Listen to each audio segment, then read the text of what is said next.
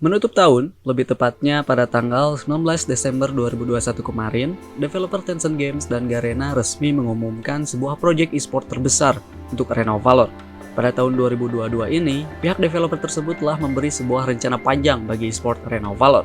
Sebuah jalan baru bagi ranah kompetitif AoV dari mulai level amatir sampai ke Pro League dan internasional.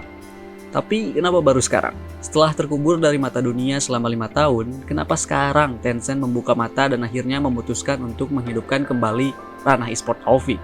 Apakah proyek ini akan menjadi proyek besar yang sangat worth it di akhir? Atau hanya sekedar proyek bakar duit saja? So let's talk about it.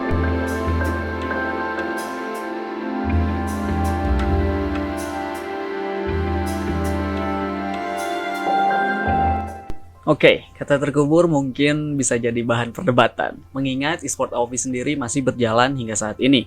Hanya saja masih sedikit kurang tepat jika kita sebut sebagai ranah e-sport yang sukses juga. Pada saat video ini dibuat, AoV hanya memiliki 4 Pro League resmi yang dioperasikan langsung oleh Garena sebagai publisher dari game ini. Keempat liga tersebut adalah GCS di Taiwan, RPL di Thailand, AOG di Vietnam, dan ASL dari Indonesia. Mungkin di luar sana ada beberapa turnamen besar lainnya, namun dalam sepengetahuan kita hanya ada 4 liga ini saja yang bisa disebut sebagai liga resmi dan profesional. Setiap tahunnya akan ada 2 turnamen internasional, yakni AIC dan AWC, 2 turnamen puncak bagi e-sport AoV. Semua tim terbaik dari berbagai liga tersebut akan bertemu dan bertanding untuk menentukan siapa tim terbaik yang ada di dunia saat itu. Formula 4 liga resmi dan 2 turnamen internasional ini sudah berjalan dengan cukup lama. Semenjak turnamen Valor Series yang merupakan liga resmi untuk benua barat diberhentikan. Keempat liga inilah yang menjadi akar e-sport resmi untuk Arena of Valor. Lantas bagaimana dengan tingkat kepopulerannya itu sendiri? Well, untuk negara Vietnam dan Thailand, kedua negara ini merupakan powerhouse dari e-sports AoV. Dari mulai sistem liga yang sudah stabil, di mana RPL sudah menggunakan sistem franchise, dan AOG yang sudah memiliki divisi 2, menandakan kalau e-sport AoV di sana sudah dikatakan maju dan bisa dibilang stabil juga. Sedangkan untuk GCS di Taiwan, not so much, karena jika kita lihat dari persentase perkembangan e-sport AoV di sana, perkembangannya tidak terlalu terlihat, namun bukan berarti game ini tidak ramai di sana. Taiwan juga bisa disebut sebagai salah satu powerhouse. Dengan jumlah pemain yang banyak dan pecinta e-sport yang banyak juga, hanya saja tidak sebesar Vietnam atau Thailand ketika kita bandingkan. Terakhir untuk Indonesia, ya kalian tahu sendiri, sebagai salah satu pemain AoV yang mengikuti ranah e-sportnya semenjak tahun 2017, ya saya sudah mengikuti ranah AoV dari semenjak turnamen BOV dan 7M itu, saya bisa mengatakan kalau e-sport AoV di Indonesia sudah sangat sulit untuk berkembang.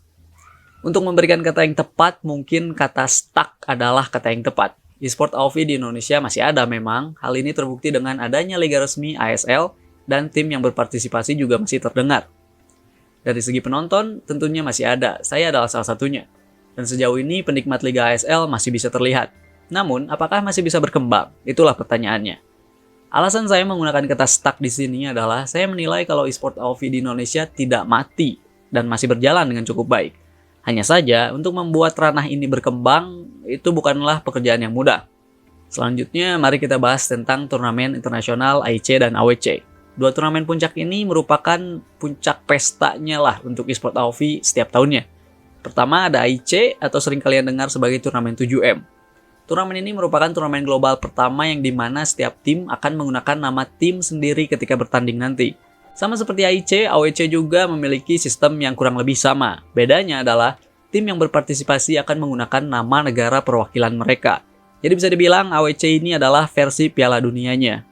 Kedua turnamen ini sama-sama memiliki hadiah uang tunai yang bukan main. AoV sendiri merupakan salah satu game mobile dengan nilai prize pool turnamen terbesar sepanjang tahun 2021 kemarin. Sebagai turnamen internasional dan puncak, tentu saja jumlah penonton dari kedua turnamen ini jauh melonjak, mengingat semua penikmat e-sport AoV di dunia tertarik untuk menyaksikan turnamen besar ini. Jadi, untuk merangkum keadaan e-sport AoV saat ini, ada 4 liga resmi, GCS, RPL, AOG, dan ASL. Dan hanya ada 4 negara saja yang memiliki liga resmi ini. Semua negara ini masih berasal dari Asia, dan AoV sendiri tidak memiliki ranah e-sport resmi dan profesional di luar Asia. Dari segi kepopuleran, AoV masih bisa disebut sebagai salah satu game mobile yang ramai, terutama di beberapa negara. Pihak developer dan publisher sendiri masih terlihat peduli akan ranah e-sportnya, hanya saja tidak merata ke semua regional.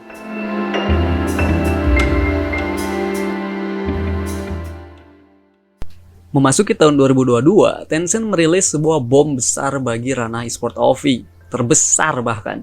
Tencent telah membuat sebuah formula baru, rencana baru, dan struktur baru untuk masa depan e-sport AoV. Ketika banyak orang yang sudah menyerah akan masa depan e-sport AoV, Tencent datang dan memberikan sebuah hadiah yang sebelumnya tidak bisa diprediksi oleh siapapun. Sebagai permulaan, Tencent resmi mengumumkan pembangkitan game AoV untuk negara benua barat. Bagi kalian yang mengikuti perkembangan AoV, mungkin sudah mengetahui kalau benua barat ditinggalkan begitu saja semenjak tahun 2019 kemarin. Selama hampir 3 tahun lamanya, AoV hanya dipandang sebagai game MOBA mobile biasa di sana, karena pihak pengembang tidak melakukan apa-apa untuk perkembangan e-sports-nya, dan mereka hanya melakukan update secara berskala saja. Itu pun harus telat beberapa minggu dari regional Asia. Dari mulai Eropa, Rusia, Latin Amerika, Asia Selatan, sampai ke bagian Timur Tengah di MENA, semuanya kembali dibangkitkan oleh Tencent. Hal ini mereka lakukan karena mereka ingin semua regional bisa berpartisipasi pada turnamen global AoV di tahun 2022 ini. Bukan cuma e-sport saja, secara keseluruhan, Tencent memang ingin game AoV berkembang di semua bagian negara ini. Hal ini terlihat dari berbagai upaya yang mereka lakukan. Belum lama ini, mereka melakukan promosi iklan, memberi jadwal update yang tidak jauh dengan server lain, mengaktifkan semua media sosial mereka, dan bahkan Tencent merilis skin atau reskin khusus untuk regional tertentu. Semua upaya ini sebelumnya hanyalah sebuah mimpi belaka bagi para pemain di sana, dan sekarang semuanya menjadi kenyataan. Tencent juga telah mengkonfirmasi kalau nantinya semua regional akan mendapatkan struktur e-sport tersendiri yang lebih baik. Untuk negara baru atau terlambat seperti benua barat, mereka akan memulai ranah e-sports-nya dari liga amatir dan semi-pro. Selanjutnya, regional yang dirasa sudah berhak mendapatkan Pro League mereka sendiri akan bergabung dengan 4 liga resmi yang sebelumnya sudah kita bahas tadi. Pada saat video ini dibuat, Tencent sendiri memang belum mengumumkan regional mana yang akan mendapatkan Pro League. Namun, jika kita lihat perkembangan yang ada, regional Asia Selatan, MENA, atau Rusia bisa saja menjadi pilihan. Itulah struktur baru e-sport AoV di tahun 2022. Terasa lebih merata untuk semua regional yang ada di dunia. Walaupun belum semua region bisa disebut sebagai game yang ramai. Dimulai dari amatir dan semi-pro untuk regional baru, lalu dilanjutkan dengan Pro League untuk mereka yang sudah memiliki pemain yang ramai, dan diakhiri dengan 2 turnamen global sebagai puncaknya, yakni AIC dan AWC. Sekarang kalian pasti menunggu bagian ini, ya, tentang prize pool turnamen esports AoV di tahun 2022 ini. Hal yang paling gila pada pengumuman kemarin adalah pengumuman dari hadiah prize pool yang dimiliki oleh turnamen AIC dan AWC. Untuk AIC, angka hadiah yang diberikan mencapai $2 juta atau setara dengan 28 miliar rupiah lah. Angka ini merupakan 2 kali lipat dari tahun 2021. Jika kalian masih belum puas, jangan terkejut karena AWC akan memberikan hadiah sebesar $10 juta. Itu 5 kali dari AIC. Angka ini setara dengan 143 miliar rupiah. Sebuah angka yang fantastis dan gila, mengingat angka ini merupakan pure dari pihak developer. Tentu saja dengan angka ini, kita bisa berasumsi kalau AoV adalah esports mobile dengan prize pool tertinggi sepanjang sejarah, setidaknya hingga saat ini. Kalian bisa bayangkan sebuah e-sport yang tidak terlalu terkenal di mata dunia dan sempat gagal sebelumnya, tiba-tiba memberikan sebuah bom comeback yang sangat besar. Saking besarnya bisa menendang nama besar seperti CSGO, Valorant, dan lainnya. Setidaknya dalam hal angka prize pool, apa yang dipikirkan oleh Tencent? Apakah mereka percaya diri dengan rencana baru ini bisa membuat ranah e-sport AoV kembali ke puncak? Atau malah menjadi proyek gagal dan hanya sekedar bakar duit saja? Untuk menjawabnya, kita harus masuk ke bagian ketiga. Tapi sebelum kita memasuki bagian ketiga, kita harus membahas tentang rencana gila lain dari Tencent, yakni penggabungan eSport AoV dan KOG menjadi satu bagian. King of Glory atau KOG adalah versi Cina dan awal dari AoV. Di Cina, game ini merupakan game mobile dan salah satu eSport tersukses yang pernah ada.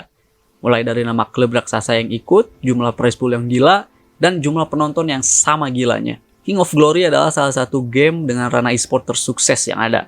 Hanya saja game ini bersifat eksklusif untuk Cina saja. Itu berarti semua ranah e-sport dari game ini hanya bisa kita rasakan di sana. Sehingga tidak heran jika banyak orang tidak tahu seberapa besar e-sport dari game satu ini. Itulah kenapa keputusan Tencent dan Garena untuk menggabungkan ranah e-sport KOG dan AOV adalah sesuatu yang sangat gila dan juga kontroversial. Kedua game ini bisa dibilang sama dan berbeda secara bersamaan. Jika ranah e-sportsnya digabungkan, pihak developer harus bisa menggabungkan kedua game ini menjadi satu. Bagaimana hal ini bisa terjadi? Sepertinya kita hanya akan bisa melihatnya setelah AOC 2022 berlangsung nanti. Sebuah game raksasa gabungan dari dua game besar dengan hadiah uang tunai yang angkanya bukan main. Turnamen AOC 2022 seharusnya menjadi salah satu sejarah baru bagi esports nantinya.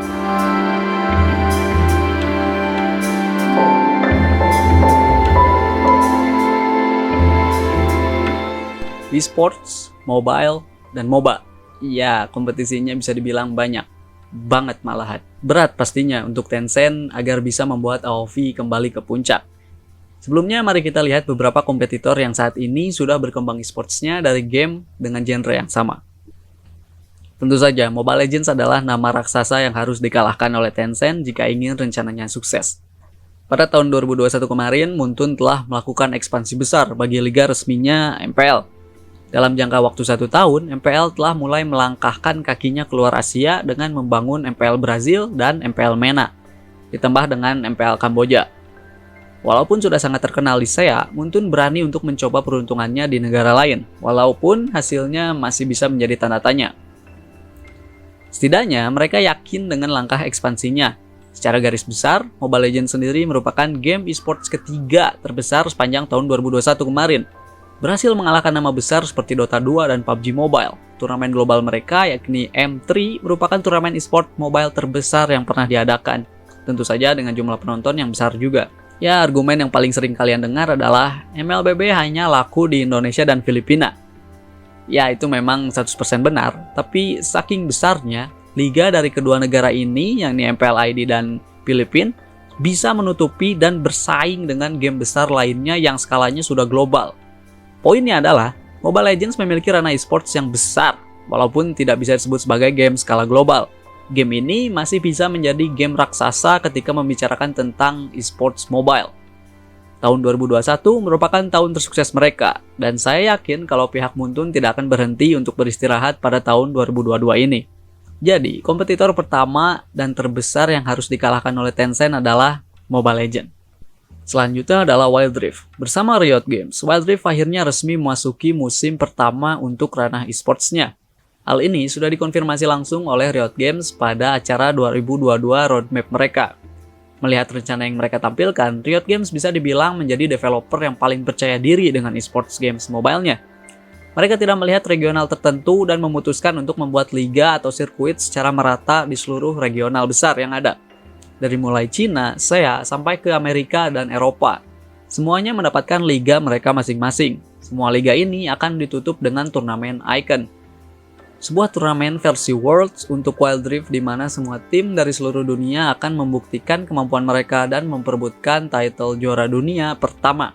Riot Games sendiri memang sudah terkenal dengan divisi esports mereka yang selalu sukses. Hal ini bisa kita lihat dengan kesuksesan League of Legends dan Valorant. Namun, untuk menjalankan sebuah esports game mobile merupakan hal yang berbeda, mengingat Wild Rift sendiri masih sulit diterima untuk regional tertentu. Ya, kita akan membahas hal ini di video selanjutnya.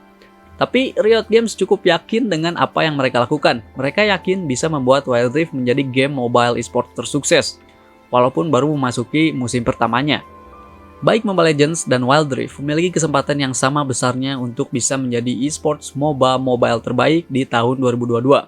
Mobile Legends dengan head start yang sudah mereka amankan sebelumnya, dan Wild Rift yang dibantu dengan perusahaan terbaik ketika mengurusi esports.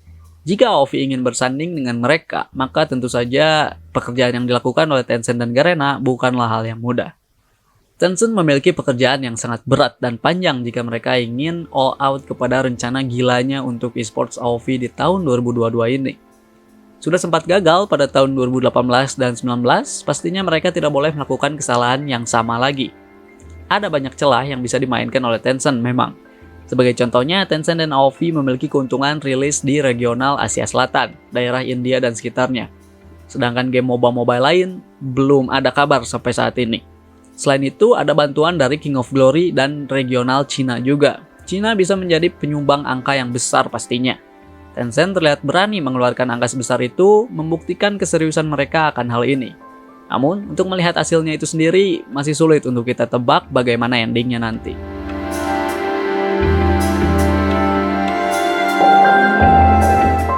Kita hanya bisa melihat ke belakang apa yang sudah dikerjakan oleh Tencent, bagaimana keadaan OVI sekarang, dan apa saja kompetisi yang harus dikalahkan oleh Tencent.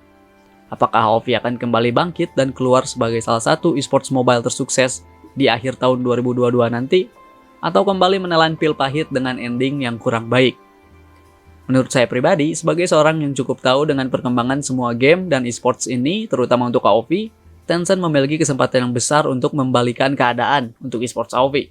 Dengan akar yang sudah kuat di Asia dan modal yang dikeluarkan sudah sebesar ini, saya yakin Tencent sudah tidak mau bermain-main lagi. Thanks for watching.